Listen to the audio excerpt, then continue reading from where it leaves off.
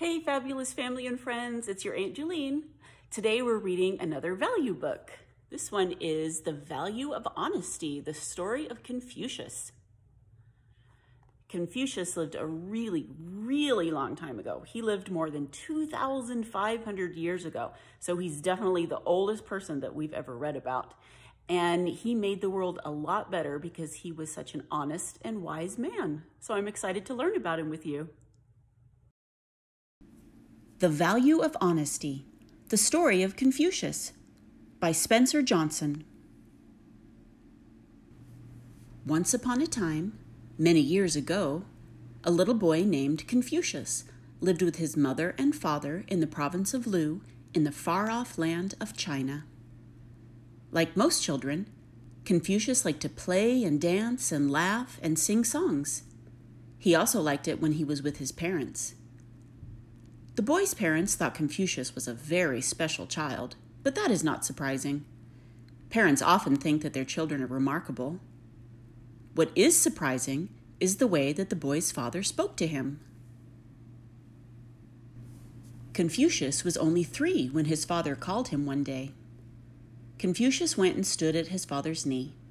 His father said, "I believe that when you grow up, you will become a very wise person, and you will help many people with your wisdom." His father could see that Confucius did not understand, and he smiled. "You are still very young," he said, "but when you think more about what I have said, you will understand." Confucius did think about it, and he decided that when he was a little older, he would ask his father to explain about wisdom. Before he could do this, however, his father, who was very old, became ill and died. "I miss Father," he said to his mother, "and I wonder why he thought I would grow up to be a wise person," said Confucius. "Perhaps he said that because he loved you," said his mother, "and perhaps he thought that if you believed it, you would make it come true." "But how can I make it come true?" asked young Confucius. "I do not even know what a wise person is." Confucius sat by himself and thought about this. And then something happened. Suddenly, it seemed that a little old man appeared, quite magically, right before his eyes. He was indeed a little man, only 6 inches tall. "You seem troubled, my young friend," said the little man. Confucius laughed. He knew that there was really no such thing as a 6-inch man. He had made up the small person out of his own imagination. But Confucius was puzzled about wisdom, and it was comforting to have someone to talk to, even if he was just talking to himself. "Hello, little old man," said Confucius. "You may call me Sage," the little man said. "Sage?" echoed Confucius. "What a strange name." "Not really," said the tiny man. "A very wise person is often called a sage, and I am a very wise person." Confucius's eyes brightened. "You are wise? Wonderful! Can you teach me to be wise too?" "I can do better than that, young friend," said the little man. "I can help you to teach yourself." "I'm ready!" exclaimed Confucius. "What do I do first?" "You begin by learning what other people already know," said Sage. "You can do that by reading good books." Now, in Confucius's day, books were actually written by hand on bamboo slats, which were then tied together with leather straps. Confucius was so eager to become wise, as his father had predicted, that he read his books again and again. His poor mother had to keep replacing the worn-out leather straps. "Reading is a very good way to become wise," said Sage, "but not all wisdom is found in books. You can also learn much by watching and listening to people. Try to understand what they are thinking and feeling. Even if people don't tell you how they feel, you will know if you watch them closely." Confucius followed Sage's advice, and he found that he did learn by watching and listening. "Perhaps I am on my way to becoming wise," said Confucius. Confucius might have been wiser than most boys his age, but he certainly was not wealthier. He started to work when he was quite young, and one of his first jobs was tending animals. "You're very good at that," said Sage, after Confucius had been on the job for some time. "The animals look so healthy, and the herd has grown much larger since you began to care for it. How do you do it, my young friend?" "Very easily," said Confucius. "I feed the animals and run with them and care for them the way I'd like someone to care for me, if I were an animal." Sage wasn't the only one who noticed the change in the herd. The man who owned the animals was so pleased that he gave Confucius a bigger, more important job. "You may measure grain into sacks," he told Confucius, "and then sell the sacks to the townspeople." "You can make some extra money for yourself," whispered another man who also sold grain in the market. "When you measure the grain into the sacks, don't put in the full measure. No one will be the wiser." "That would be dishonest," said Confucius. "I would not like to be treated dishonestly, so I will not treat others that way." "Young Confucius is very honest," said the people who came to buy grain. "He never gives us less than we pay for." "I can use someone who is honest," said a storekeeper who lived nearby, and he offered Confucius the job of managing his shop. "How great!" said Confucius to Sage. "Now I can watch many people and listen to them, and I can learn a great deal." "Very true," said Sage. "And don't forget that people will also be watching you." Confucius didn't forget. He always treated the customers as he would have liked them to treat him, and he always gave people the correct change. "He is an honest man," the people said. "He is wise, too. When he isn't working in the shop, he is reading a book.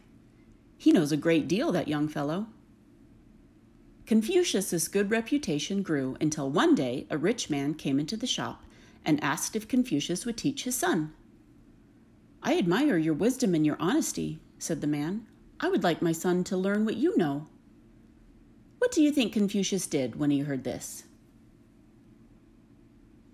Why, he became a teacher, and such a good teacher that soon he had many pupils. "I will open a school," he said to Sage, "but I want to be fair. I don't want to teach only the sons of rich men. I would like to teach everyone who wants to learn, even the sons of poor men. And I have a plan that will help me do it." Confucius then went to the fathers of his wealthy pupils. "I will charge you a large amount of money to teach your children," he said. "Then I can afford to teach poor children for no money at all. Now tell me honestly how much money you have, and I will tell you what you must pay for your son's schooling." The wealthy men did not like this. They did not see why the sons of poor men should have an education. But they wanted Confucius to teach their boys, and so, one by one, they told him how much money they had. The fathers of Confucius's poorer pupils told him too, although some of them were ashamed to admit how very poor they were. Confucius then told each father what he must pay, and at last the school was ready to begin. There were only boys in the school, for in those days, girls were not allowed to have an education. And what do you think was the first lesson Confucius taught those boys? It was a lesson about two very important words. How many of you heard your father answer my question about his wealth? Confucius asked his pupils. Many of the boys, both rich and poor, raised their hands. Even the son of the powerful duke who ruled the province was in the class, and he raised his hand too. "What did your fathers have to do before they answered my question?" asked Confucius in his soft tone. "With whom did they have to be honest before they could be honest with me?" The boys thought about this, and then one of them said, "They had to be honest with themselves." "Ah, that is correct," said Confucius happily. Then he asked another question, for that is how Confucius taught, by asking questions. "If I tell you that integrity comes first and honesty comes second, and that both words mean being truthful, can you tell me what the words mean?" Sage smiled, for he knew the answer to Confucius's question. Do you know the answer? The boys in the school had to think about it. After a few moments, one of the students, the son of the Duke of Lu, raised his hand, I think that integrity is telling the truth to yourself. Then honesty means telling the truth to someone else. Exactly, cried Confucius. That is just what the words mean. If some of your fathers decided not to tell the truth about their wealth, I might not know. But they would know that they had not acted with integrity, and perhaps this might make them unhappy. Confucius then saw that two of the students in the back of the class were not paying attention. He frowned, but he did not shout or scold. Instead, he quietly told the two boys to leave. I will teach anyone who really wants to learn, he said, but I will not force anyone to listen. The boys left the class, so they did not see what happened next. Confucius knew that some people learn best by example, so he went to the front of the class. Watch this, he whispered to Sage. Then he held a vase up in one hand so that all the boys could see it. In the other hand, he had an apple. As the students watched, he dropped the apple into the vase and put the vase on the ground. The boy who can get the apple out of the vase may eat the apple, he said. One of the boys was quite hungry, and he hurried forward and put his hand into the narrow neck of the vase. He seized the apple and tried to pull it out, but he couldn't. My hand is stuck, he cried. You cannot get the apple out unless you let go of it, said Confucius. The boy did not want to let go of the apple, but at last he did. He took his hand out of the vase and looked puzzled. Can you guess of a way to get the apple out of the vase? Confucius picked the vase off the ground and turned it upside down. The apple fell out into his hand. The boys all laughed. It was so simple. But it is not as simple as it looks, said Confucius, holding up the apple. It is often difficult to let go of a thing. But if you see that by holding on to a thing, you are keeping yourself from getting what you want, then you should let go. If you are doing something wrong, you must stop doing it. If you are being dishonest with yourself or others, you must stop that dishonesty. Only then will you reach your goal. I have never seen anyone teach like this, Sage whispered into Confucius's ear. The prophecy your father made about you is coming true. I am sure of it. Soon, there were many people who looked to Confucius as a great teacher, and not all of them were children. Some lived out in the distant forests where there was no school. Whenever Confucius learned about these people, he would go to them and talk with them about wisdom and virtue and happiness. In those days, most people traveled by foot, so Confucius walked great distances. Of course, this took a great deal of time, so Confucius decided that he would teach as he walked along. Quite naturally, the people who followed Confucius to hear what he said were called followers. Usually, it was peaceful and quiet along Confucius's route, but one day, as he was walking along, there was a horrible growling and screaming in a jungle clearing nearby. Look, cried Sage, and he pointed to an old woman who was crouched beside the body of a young man and wept and wailed. Beware, warned one of Confucius's followers. I saw a tiger running off into the jungle. What do you think had happened? He killed my son, cried the old woman. The tiger killed my son. She sobbed with the grief of a broken heart. It was in this very spot that a tiger killed my husband, and before that, my father was killed by a tiger. But why do you stay in such a place? Confucius asked the woman. Do you not fear and hate the tiger who has taken the ones you love away from you? The woman nodded. Of course I fear the tiger, but I am more afraid of what might happen to me if I moved away. At least the people here are kind and honest. I see, said Confucius, and after the woman left, he said to his followers, think about what you have just seen. Then ask yourself what people fear more, fierce animals or cruel, dishonest people. Like most good teachers, Confucius was also a good student. So he was ready to listen when Sage, who was really Confucius's own inner self, suggested that he should go to the distant city of Loyang to study at the fine library there. At that time, China was divided into many provinces, and each one was ruled by a noble called a duke. Confucius asked for help from the Duke of Lu to go to Luoyang. He was provided with a cart and set out with 2 of his followers. "Now you can study and think," said Sage, "and become an even wiser man." Confucius studied in Luoyang for several years. He read many books in the wonderful library there, and he learned to play a musical instrument and to sing more than 300 songs. "You are wise to study and enjoy music, my friend," said Sage. "It is so restful." "It is," agreed Confucius. "It can be difficult when I am first learning a new piece of music, but once I have learned it, the music makes me feel calm and peaceful." In time, Confucius began his return journey to Lu. Of course, Sage went with him, and so did the 2 followers who had come with him to study at Luoyang. The 3 men traveled for several days, and at last they found themselves near a city that Confucius knew well. They stopped to rest outside the city wall, and Confucius pointed to a place where there was a break in the wall. "When I visited this city last," he said, "I entered through that break in the wall." Several townspeople were nearby, and they were startled when they heard this. "Once an evil man named Yang Ho entered the city through this break in the wall," one of them said. "This stranger looks like Yang Ho," said another.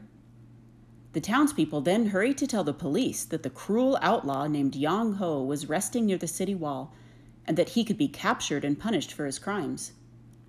While Confucius rested, the police began to surround him. Do you know what happened then? Confucius was seized by the police and thrown into a dark and dirty prison. At first, Confucius was afraid. He felt very much alone. But then he reminded himself that he was not really alone. He had Sage, who always said pleasant things because he was Confucius's own good thoughts. Just the same, it wasn't at all comfortable in that prison. "I wish that Yang Ho had learned never to do to others what he would not want them to do to Yang Ho," said Confucius. "If he had, I might not be in this place today." "You will not be here long," Sage assured him. Indeed, Confucius's followers had run to tell the citizens of Lu that the great teacher was in prison.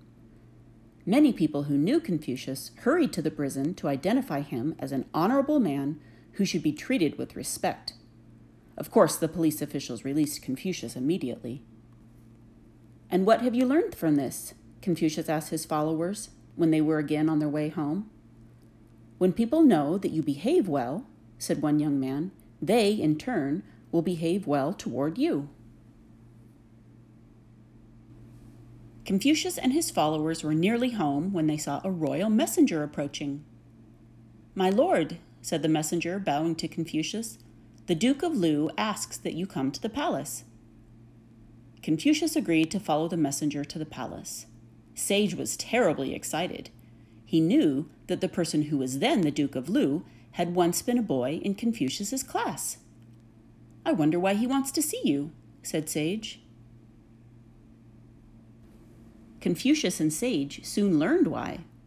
The young duke wanted Confucius to advise him on how best to govern the province.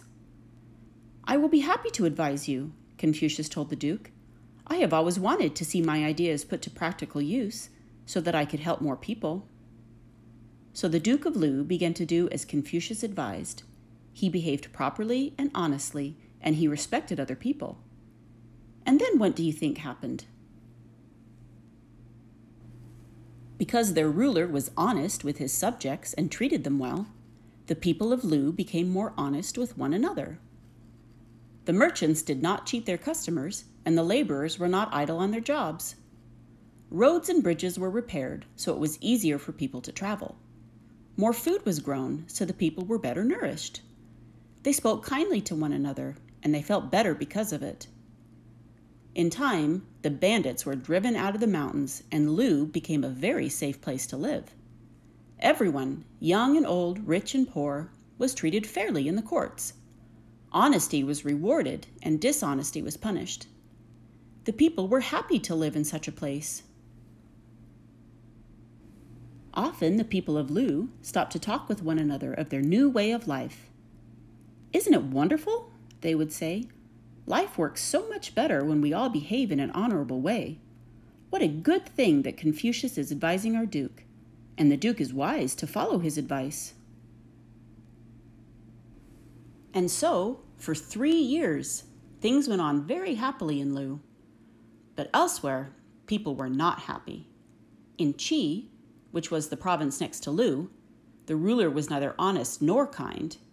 He made himself rich by taxing the peasants, and he gave them nothing in return for their taxes. "Be careful," warned the ruler's friends. "Your people are beginning to talk against you. They want you to be more like the Duke of Lu." The Duke of Qi scowled. "I do not intend to change my ways," he said. "I would rather the Duke of Lu changed his. And he would if we could get rid of Confucius. He is the one who is causing all the trouble." And the Duke of Qi thought of a way he might bring this about. He sent the Duke of Lu a present of 85 beautiful dancers and 125 wonderful horses. "It is a gift," he said, "to show my admiration for you." Of course, this was a lie. He only wanted the Duke of Lu to ignore Confucius and spend all of his time having fun. The wicked plan succeeded. The Duke of Lu became much too involved in entertaining himself to worry about his people, or about Confucius. "What will you do now?" Sage asked Confucius. "The Duke won't listen to you. He doesn't even want to see you." Confucius sighed, for he knew what the answer must be. "I cannot force anyone to be wise," he said. "We will leave this province." Quietly, Confucius left the palace of Lu. As he began to walk through the countryside, he looked back over his shoulder. He was hoping that the Duke would send a messenger after him. But no messenger came.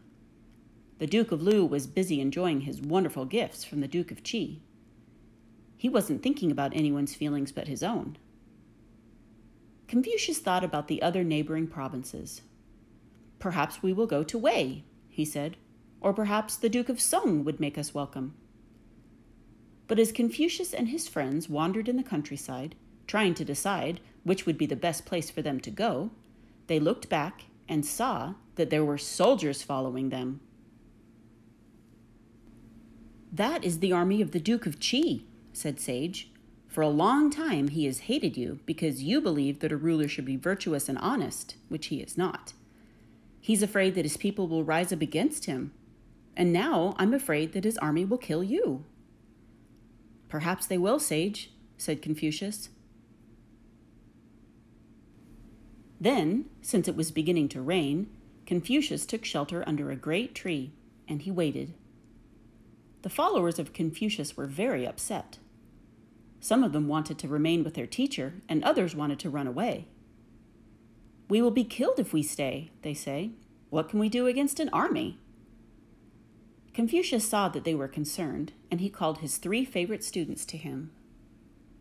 "When you see that your teacher has not the power of a ruler, and his ideas are not listened to, and he is about to be killed, do you think that he is a wise man?" The first 2 students were confused and frightened. "I don't know," said one. "I'm not sure," said another. Do you know what the third one said? He looked at Confucius with great respect. "Your task is to tell the truth," he said. "You must be honest with yourself and with others, and do what you feel is right. If the truth is not accepted by other people, they are the ones who are wrong. You cannot change the truth just so that you will be accepted by those people. If you do, you will be unhappy."